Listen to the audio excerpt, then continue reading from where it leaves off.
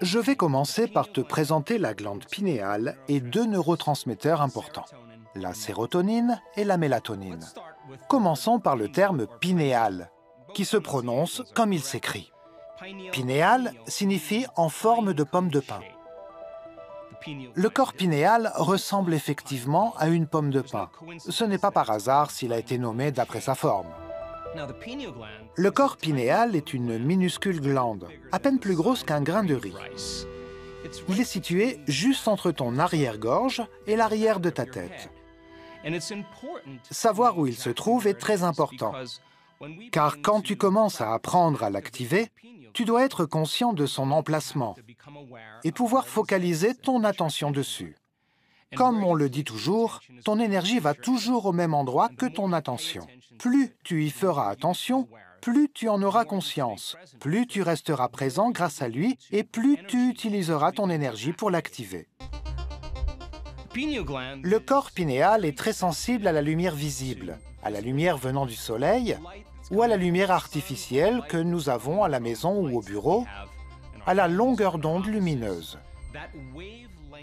Une fois que nos yeux sont ouverts et perçoivent la lumière, le nerf optique capte la fréquence lumineuse.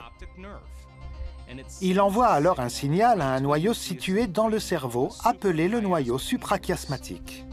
Ce noyau envoie un signal au système nerveux sympathique, qui en envoie un au corps pinéal. Le corps pinéal se charge alors de fabriquer un neurotransmetteur, la sérotonine. Il s'agit du neurotransmetteur qui agit pendant le jour et qui, une fois activé, nous pousse à être conscients que nous sommes dans l'espace et le temps et que nous sommes des corps au sein de l'environnement et du temps. Cela génère une onde cérébrale particulière, les ondes cérébrales bêta. Ce sont elles qui nous poussent à faire plus attention au monde extérieur. Grâce à la sérotonine libérée, nous nous levons et nous restons occupés pendant la journée. Ce graphique représente la faible fréquence de lumière visible qui existe dans le spectre électromagnétique. C'est ce minuscule éclat dans l'ensemble de la réalité auquel nos yeux et nos sens sont les plus sensibles.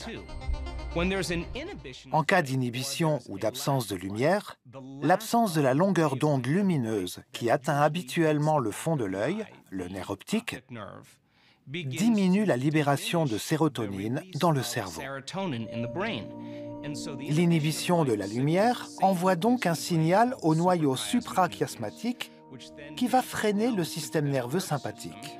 Le corps pinéal commence alors à sécréter une autre substance chimique, la mélatonine. Il s'agit du neurotransmetteur qui agit pendant la nuit.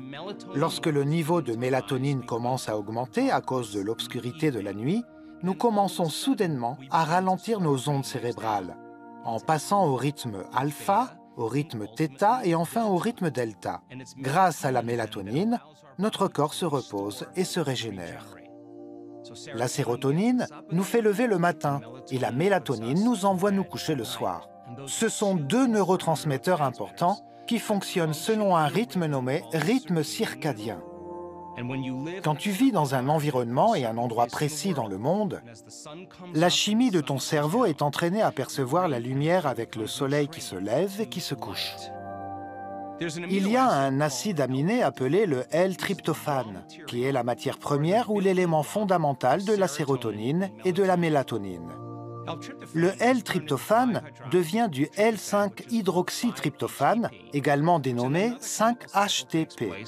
Il déclenche un autre cycle chimique et d'un seul coup, nous obtenons de la sérotonine. La sérotonine passe par un autre processus biologique ou processus biochimique et devient de la N-acétylsérotonine qui devient de la mélatonine à son tour. Il s'agit donc de simples cycles chimiques dans le corps pinéal, l'alchimiste situé à l'arrière du cerveau, qui facilite ce procédé basé sur la longueur d'onde ou la fréquence lumineuse visible.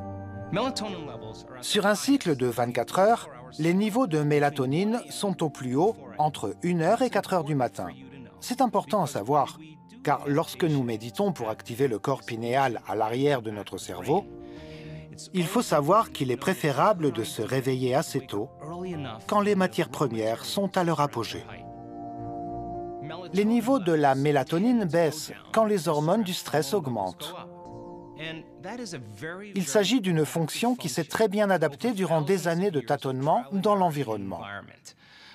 Donc, lorsqu'un événement stressant ou dangereux a lieu, lorsque nous percevons une menace dans l'environnement, nous activons nos hormones du stress, notre système combat ou fuite ou système nerveux sympathique, et nous nous préparons au danger. Tant que nous percevons une menace dans notre monde extérieur, il est donc préférable de ne pas aller se coucher, car dormir nous rendrait plus vulnérables, comme des proies potentielles. Quand la mélatonine diminue et que les hormones du stress augmentent, notre rythme de sommeil est interrompu, car la matière première nous aidant à dormir est amoindrie.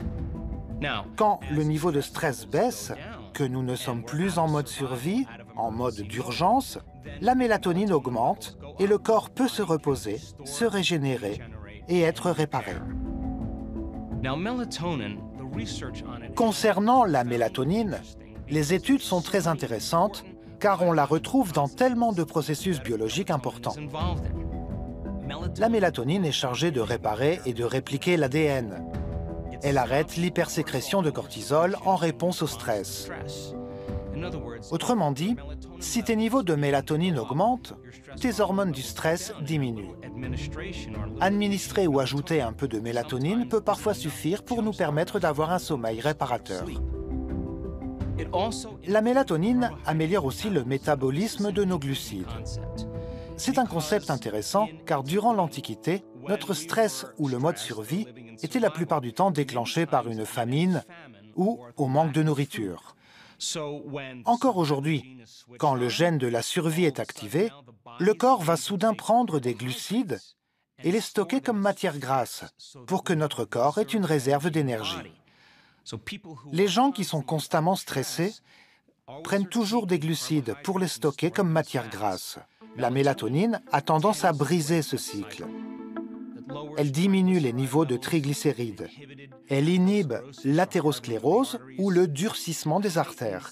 Elle augmente les réponses immunitaires des cellules et du métabolisme.